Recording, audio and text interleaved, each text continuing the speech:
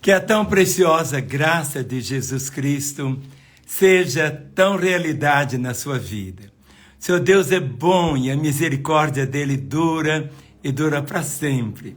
Estou acabando de chegar de um momento assim tão precioso na Assembleia Legislativa de Minas Gerais. Era um momento de celebração de 25 anos do Diante do Trono. O Diante do Trono nasceu no coração de Deus há 25 anos atrás. E hoje, os deputados do Estado de Minas separaram esse momento de celebrarmos ali na Assembleia um culto de louvor, de adoração a Deus, de gratidão por esses 25 anos. Por isso que eu estou aqui hoje, já acabei de chegar, subi a escada em cima da horinha, sabe? E é tão bom podermos celebrar, é tão bom a sermos gratos. E eu louvo tanto a Deus pelo Diante do Trono. Deus levantou a Ana Paula, minha filha, com tanta graça, tanta sabedoria, e dentro de um propósito de vivermos realmente diante do trono de Deus. E durante esses 25 anos, Deus a tem usado com tanta sabedoria, as músicas, as letras dos hinos. Ela tem andado pelo Brasil e em tantos outros lugares anunciando as boas novas de Jesus. O que vale a pena é viver para o Senhor. O que vale a pena é exatamente caminharmos com Ele e experimentarmos também, há momentos assim de muito reconhecimento, mas o reconhecimento maior é aquele diante de Deus. Um dia eu estarei diante dele e você também estará diante dele. Ele vai olhar para cada um de nós e a vontade do Pai é repetir aquilo que ele disse. Meu servo, bom e fiel, você foi fiel no pouco, sobre muito eu o colocarei. Muitas vezes nós achamos que esse muito que ele vai nos colocar é aqui na terra. Em alguns aspectos até pode ser, mas a glória é maior quando nós estaremos para sempre junto com ele e por toda a eternidade. É isso que conta. É isso que nos traz assim uma compreensão tão bonita na nossa caminhada com o Senhor. Quando entendemos isso, que vale a pena. O reconhecimento humano tem algum aspecto, mas o mais glorioso é o reconhecimento de Deus. O reconhecimento dele é que realmente vale a pena, sabe? E alegrar o coração do Pai. Eu sempre digo que o meu trabalho é alegrar o Senhor. E alegrar o Senhor é fazer a vontade dele. E a vontade dele, uma que é mais expressiva, é quando você leva uma pessoa a Jesus Cristo. Quando você leva uma pessoa que estava amarrada por Satanás, indo para o inferno, e quando você anuncia o evangelho para essa pessoa e ela converte, há uma festa no céu. Eu não sei como que é. Lá deve ter milhões, bilhões, trilhões, 4 trilhões, eu nem sei falar mais, de anjos, querubins, serafins. Quando uma pessoa converte, há um júbilo no céu. É quando você começa a entender isso, que uma alma vale mais do que o mundo inteiro. Quando você leva uma vida para Jesus, provoca uma festa no céu. Deus é completo. Deus não precisa de nada disso, mas Ele confiou a cada um de nós levar alguém para conhecer a mensagem do Evangelho. Por isso que nós não podemos perder as oportunidades. Por isso que nós temos esse privilégio tão grande de levar as pessoas a Jesus. E você leva as pessoas a Jesus com seu testemunho, muitas vezes até sem falar muito, sabe? Mas a sua própria vida, seu modo de ser, seu modo de falar. Mas você tem que falar também e proclamar. Por quê? As pessoas precisam ouvir a esperança que há em Cristo Jesus. E a realidade maior é esta, que quando você toma realmente essa paixão no seu coração, de amar o Senhor com toda intensidade, você vai experimentar na sua família e vai experimentar, acima de tudo, em você, essa graça do favor de Deus, o nosso Pai. Hoje eu comecei a falar sobre os mandamentos do Senhor, os 10 mandamentos. Falei hoje na live das 10 horas sobre o primeiro mandamento. E o primeiro mandamento foi esse, o Senhor falando: não terás outros deuses diante de mim. Mas hoje eu quero falar à noite sobre o segundo mandamento. Esse segundo mandamento não tem um mandamento que seja mais precioso do que o outro. Você imagina uma corrente com 10 elos. E esses 10 elos são fundamentais. Os 10 mandamentos são como se fossem realmente assim o fundamento para edificarmos a nossa vida. Então hoje, quando você tem essa compreensão dos 10 mandamentos, mas você tem que compreender também que nós vivemos hoje dentro de um contexto da salvação. Porque nós já experimentamos, eu já experimentei, que o meu nome já está escrito no livro da vida. E quando meu nome está escrito lá, de uma maneira tão grande, os dons dados por Deus, é algo assim que Deus não reverte. Por quê? Porque o que Ele faz é para toda a eternidade. E quando você tem essa certeza, essa convicção que seu nome está lá, você tem que se deleitar. Você deita à noite e daqui a pouquinho você pode dormir com paz. Mas você precisa, cada dia, sondar o seu coração na hora de deitar, fazendo assim: Senhor, sonda o meu coração. Senhor, olha, eu não quero ter qualquer coisa que possa impedir o meu relacionamento contigo. Sonda, meu Deus, vê se há em mim algum caminho mau e guia-me pelo caminho eterno. Sonda, meu Deus. Eu quero que o Senhor tenha toda a liberdade para envolver o meu coração, para trazer a minha vida realmente aos teus pés. Porque com Deus é sempre assim, ou é tudo ou é nada. Não existe meio termo. Ou você está salvo ou não está salvo. Compreende? Não tem meio termo, porque Jesus é assim, ou é tudo ou é nada. Ninguém pode servir o Senhor pela metade, ninguém pode servir um tiquitinho só. Ele quer a nossa vida, mas Ele nos recebe como estamos. Muitas vezes todo quebrado, tão cheio de tantas coisas, tantas picuinhas, tantas situações erradas. Mas o que Ele faz? Ele faz um milagre na nossa vida. É o milagre do novo nascimento. É o que eu sempre explico para você. Antes nós éramos uma lagarta e depois viramos uma borboleta. E aí significa o quê? Que você nasceu de novo. Depois que você virou borboleta, nunca mais você vira lagarta, sabe? Você agora pode voar. Agora você pode entrar numa outra dimensão tão gloriosa, dessa certeza que é a certeza da vida eterna. Muitas vezes você pode ficar só olhando doutrinas, isso e aquilo. Não é errado ter doutrinas, eu tenho doutrinas também. Mas você, a única maneira que tem para agradar o Senhor Deus é quando Ele vê você como borboleta, sabe? Vendo você como borboleta. Por quê? Porque você tem essa nova vida, e você tem essa nova natureza, e você pode mostrar para outras lagartas que elas podem ser também o quê? Transformadas. Essa metamorfose espiritual, que a pessoa nasce de novo e passa a ser uma nova criatura, passa a ser um filho de Deus. Eu vejo que muitas pessoas dizem assim: eu sou um servo de Deus, eu sou um servo de Deus. Tudo bem, mas você não deve servir a Deus por obrigação. Mas se você é um filho de Deus, você o serve com alegria. Você tem aquele amor tão grande por Ele, uma dedicação tão grande, porque isso flui na sua vida de um modo assim, tão natural. Não é uma coisa assim forçada, obrigada, é o prazer que você tem. E quando você caminha dessa maneira, você sempre vai caminhar, experimentando da bondade do Pai.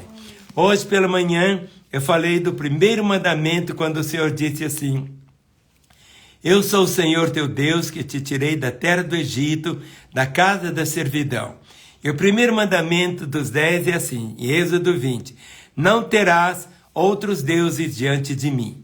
Mas o segundo mandamento diz assim: não farás para ti imagem de escultura, nem semelhança alguma do que há em cima nos céus, nem embaixo na terra, nem nas águas debaixo da terra.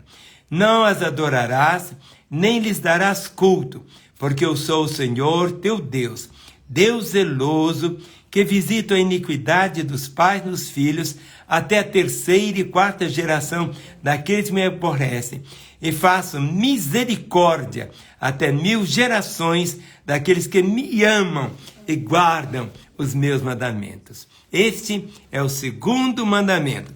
Êxodo capítulo 20, do versículo de número 4, 5 e 6.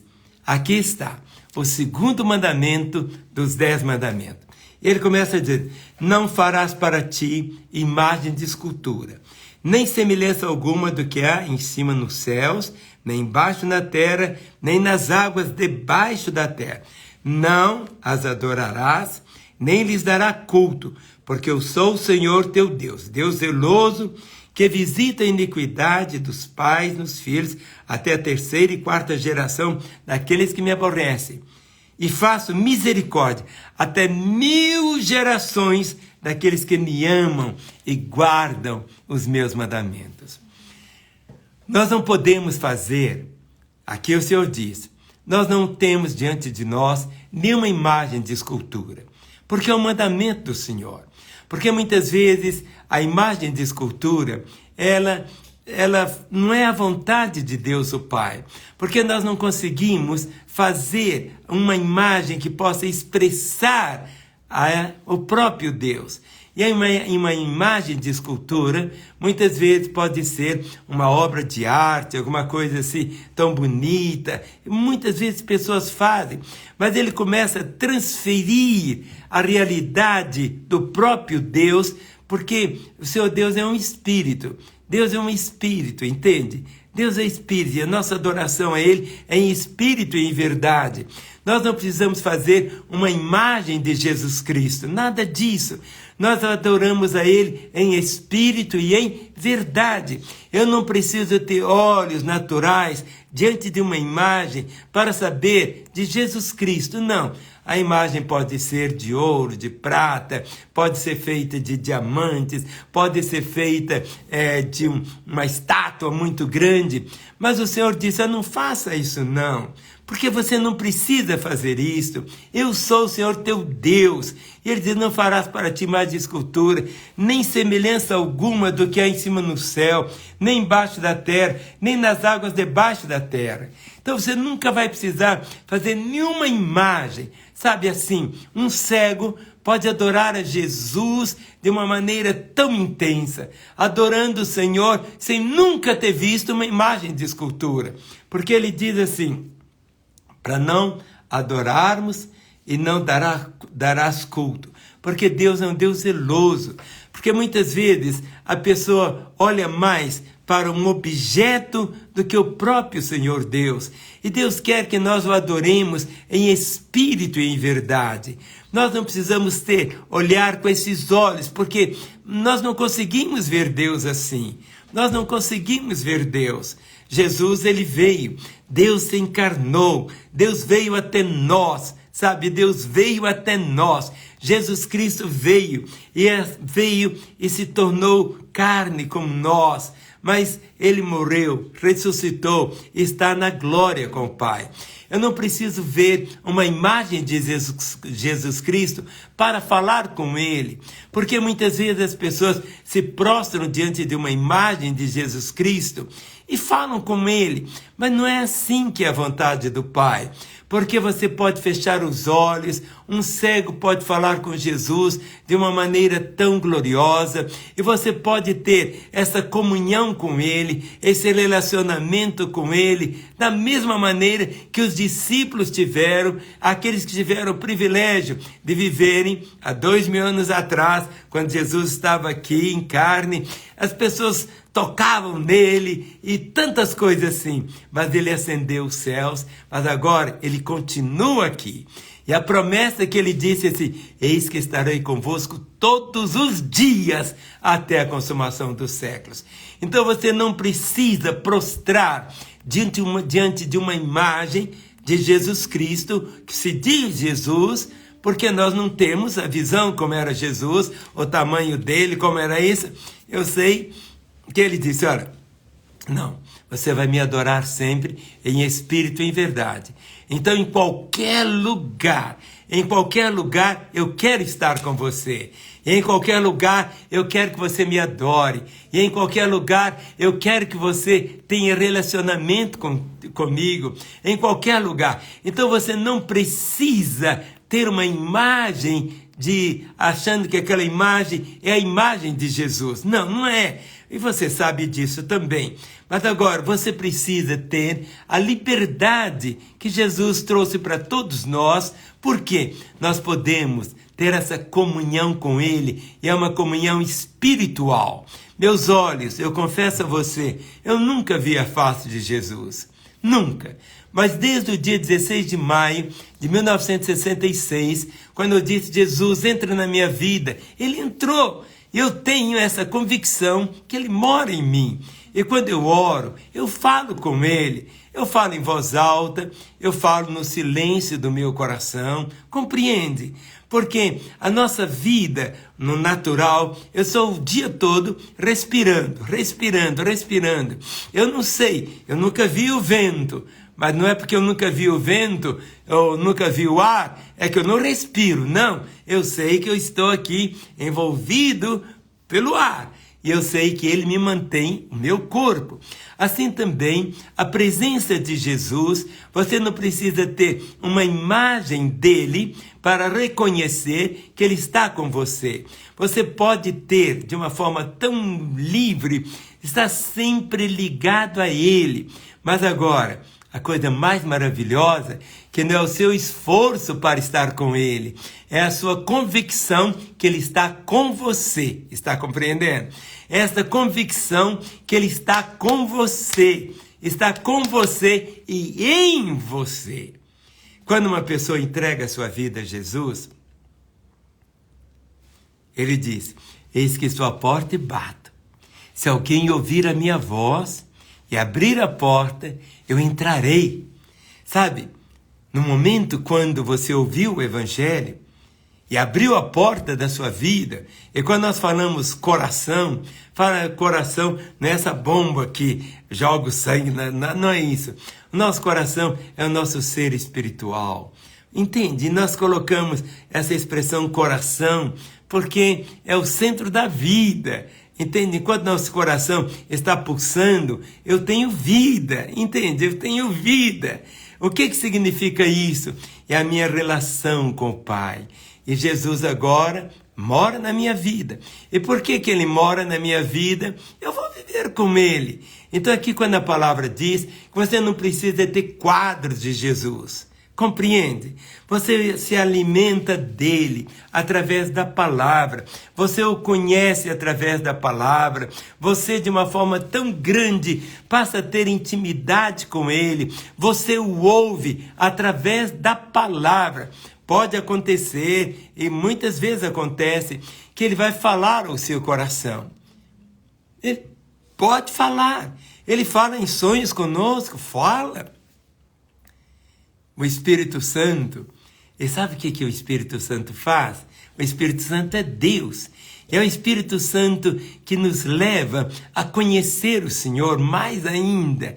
O Espírito Santo nos faz, Ele que nos convence do pecado, da justiça e do juízo. Quando eu falo com você, a palavra de Deus é essa semente que cai no seu coração. E muitas vezes você tem dúvidas, outras vezes você fica assim, meio duvidoso, outras vezes você fica assim, temendo como que vai ser, e agora como que vai ser. Mas o Espírito Santo leva você a ter esse relacionamento com Ele. Mas não é um relacionamento assim, de vez em quando. Porque tem pessoas que acham assim, há o dia de adorar Jesus, um dia de cultuá-lo, um dia de buscá-lo é o domingo, outros dizem, não, o dia é sábado, não, o dia é... Não, todo dia e todo momento, nós não podemos nos desligar dele. Desligar no sentido de você não continuar cultivando o relacionamento com ele. Daqui 3 anos, se Deus permitir, eu estarei celebrando 50 anos de casado. Eu não desligo da minha esposa. Eu tenho consciência que eu sou casado. Eu a amo. Ela também me ama. Eu tenho os filhos, tenho os netos. Compreende?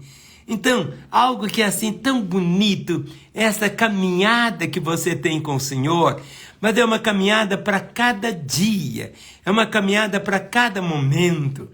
E você pode descansar, porque Ele sempre diz, e você nunca pode esquecer disso. Ele diz, eu nunca te deixarei. Eu jamais te desampararei. Você sempre tem que orar dizendo, eu reconheço que o Senhor está comigo. Eu que preciso reconhecer que Ele está comigo. Quando eu vou fazer uma viagem, eu oro. Senhor, que o Senhor me proteja, que o Senhor me guarde, que o Senhor me oriente, que o Senhor me dê sabedoria. Eu não vou precisar pedir, Senhor, que Tu me acompanhes, porque eu sei que Ele está comigo. Eu preciso reconhecer esta realidade. Entende?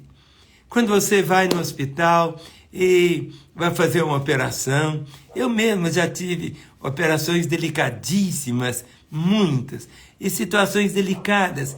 Eu tinha só que reconhecer que Ele estava comigo, me rendendo a Ele. Mas desde o dia, quando você também se converteu, a sua vida pertence a Ele. E quando a sua vida está nas mãos dele, há um cuidado tão grande, há um carinho tão grande. A palavra diz que o anjo do Senhor acampa-se ao redor daqueles que o temem e os livra. Enquanto eu estou falando aqui com você, eu não vejo nenhum anjo aqui à minha volta, mas eu sei que tem um anjo. Compreende? Pelo menos um. Outra vez pode ter até mais, porque os anjos são ministradores na nossa vida. Entende? Eles estão abaixo da ordem de Deus também, em muitos momentos na nossa história. Por isso que nós não cultuamos os anjos, porque eles são ministros de Deus em nosso favor. Então, o que nós temos que fazer é sempre ter essa compreensão e de lançar sobre o nosso Deus toda a nossa ansiedade, porque Ele tem cuidado de nós. Quando eu descreio do Senhor, ou seja, quando eu acho que Deus não se importa comigo, aí eu vou virar o quê? Quase que um mendigo. Eu não vou viver assim. Deus tem o melhor, mas o melhor de Deus não é que a pessoa tenha coisas, isso e aquilo.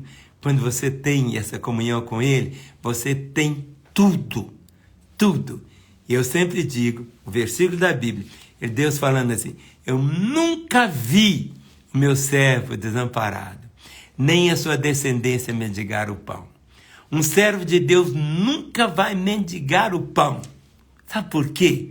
Porque agora ele tem o quê? O dono. Ele tem o dono. E o Senhor cuida, o Senhor zela. Mas por isso, ou a pessoa entrega totalmente a vida ao Senhor e confia no Senhor, mas essa confiança é assim, 100% de confiança é confiança.